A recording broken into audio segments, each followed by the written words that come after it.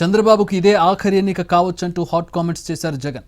రామకృష్ణ అనుకుంటే కనీసం పుణ్యమైన దక్కుతుందని, ఇప్పటికైనా మారాలని అన్నారు. మీరు చేస్తా ఉన్నది చాలా అంటే చాలా దౌర్భాగ్యమైన పని.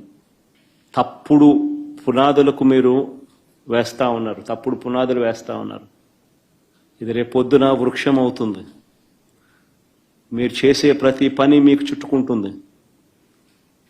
మీరు గ్రామాలలో ఈరోజు మీరు తీసుకొచ్చే ఈ కక్షలు, కార్పణ్యాలు, ఈ మాదిరిగా చేయడాలు, దుర్మార్గాలు, ఇవన్నీ కూడా రేపొద్దున మీకు చుట్టుకుంటాయి.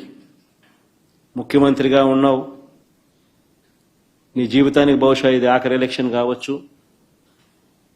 రామకృష్ణ అని అనుకునే ఈ వయసులో కనీసం ఆ మాటలన్నా అనుకుంటే పుణ్యమన్నా వస్తుంది. ఈ మాదిరిగా చేస్తే నరకానికే పోతావు.